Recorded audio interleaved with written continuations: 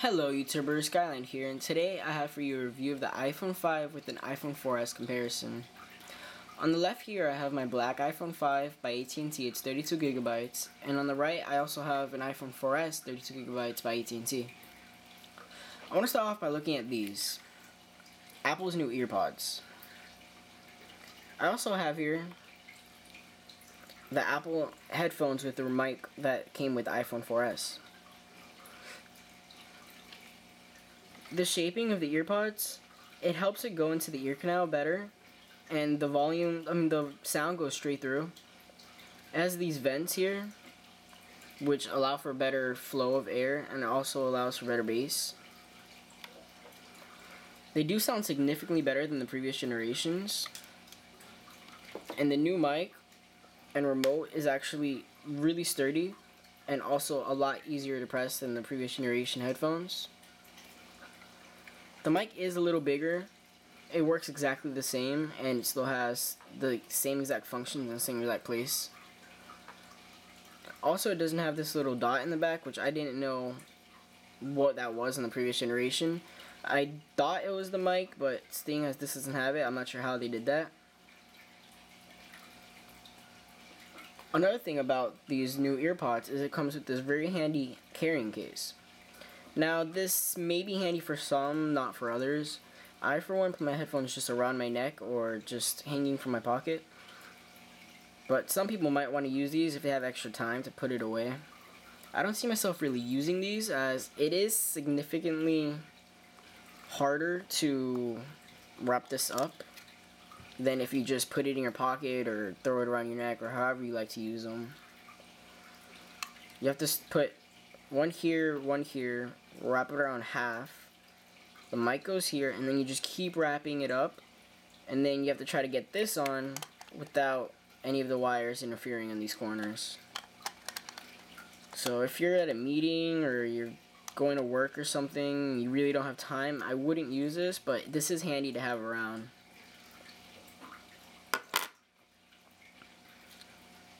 Now I just want to get into the iPhone 5 and the iPhone 4S a little bit. They do have significant changes. I mean, nothing in hardware wise is exactly the same as the previous generation iPhone 4S. They may look a little the same, I mean, the design may be the same, but nothing hardware wise is exactly the same. Everything is definitely improved in the iPhone 5, including speed and the A6 chip, the cameras, both of them, the mic, everything significantly improved and changed. In the front, you see it has no major differences other than the fact that the new FaceTime camera is up here instead of at the left where it used to be.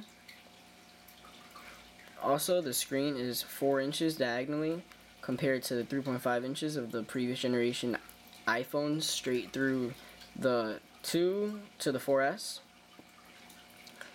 So hopefully Apple keeps on this 4-inch display for the future iPhones and maybe improves on the cameras even better than they have on this one. Now, the front-facing camera on the iPhone 5 is improved greatly with less grain, especially when you're FaceTiming. If you have a slower connection, it may or may not have more grain, but generally the camera should be better, even if you have a slow connection compared to if you had a slow connection on the iPhone 4S or the iPhone 4. So the quality may vary there, but generally it's going to be better. Also, this 4-inch display has the digitizer built in to the screen, and so it's just one piece where it has the touch interface inside the screen. And so what this allows is for it to be a lot slimmer than any other iPhone they've made. This also, I think, might help a little bit with weight. I'm not sure if it has a big difference, but I'm sure it has a difference. The button layout is the same as the previous generation iPhone, with the mute switch on top and the volume rocker right underneath.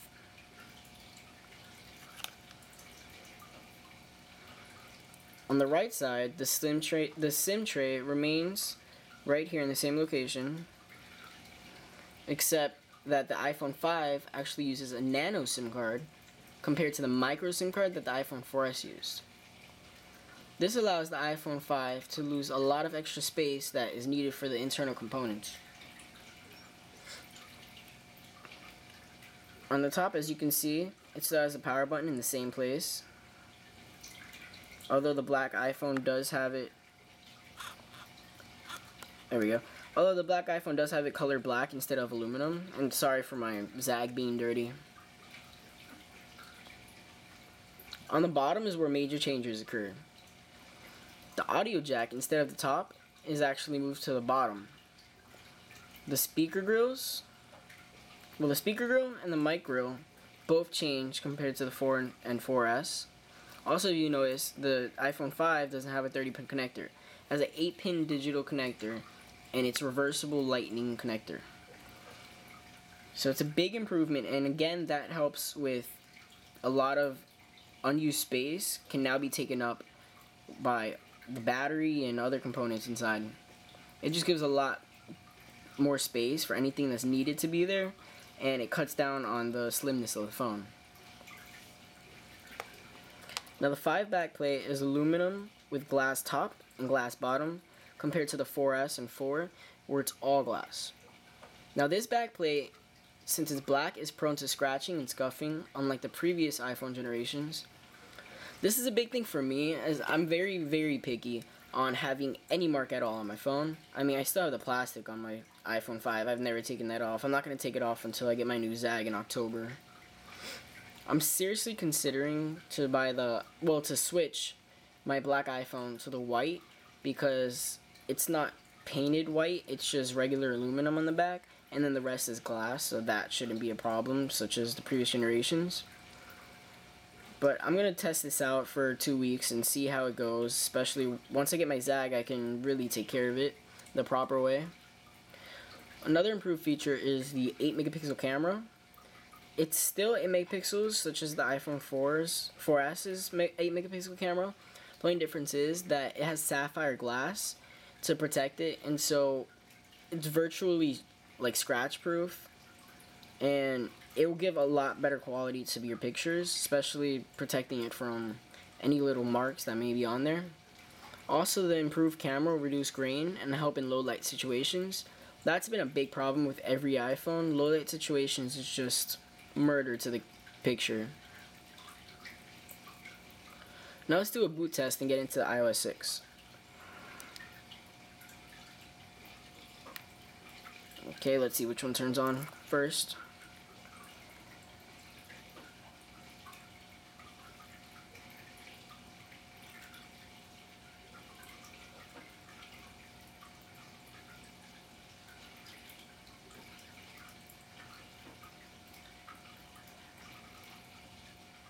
And there goes the 5.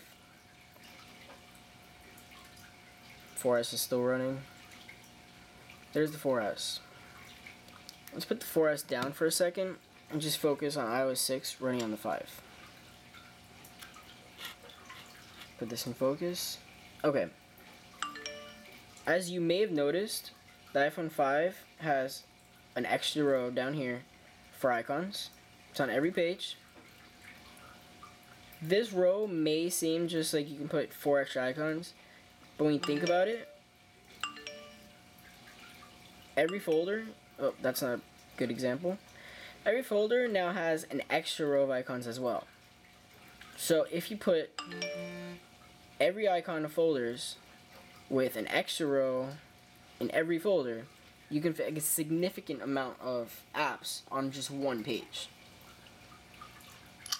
Looking at the iPhone 4S, I have the same amount of icons and the same exact icons on the 4S that I do on this 5. The only difference is that I was able to put an extra row in each folder, cutting this down significantly, including this free space under here.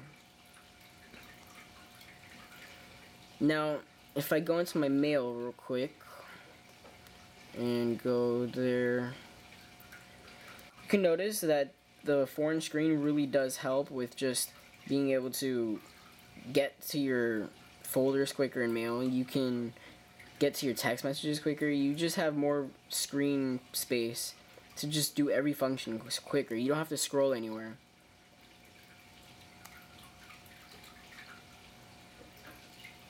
Now, I want to do a camera test, but the problem with the picture displaying on the phone is that the iPhone 5 has better contrast than the iPhone 4S.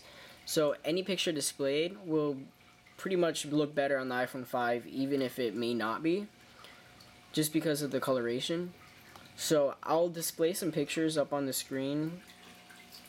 The picture to the left is taken from the iPhone 5, and the picture to the right is taken from the iPhone 4S. Both of these pictures were taken in the same exact lighting conditions, and they were taken at the same time. As you can see, the iPhone 4S's picture is hardly visible, while the iPhone 5 comes clear. Well, there you go, guys. That's my iPhone 5 review video. Please be sure to comment, rate, and subscribe. Let me know if you guys want any other videos to be made. I can follow up with anything you guys want, any questions. Just let me know. Peace.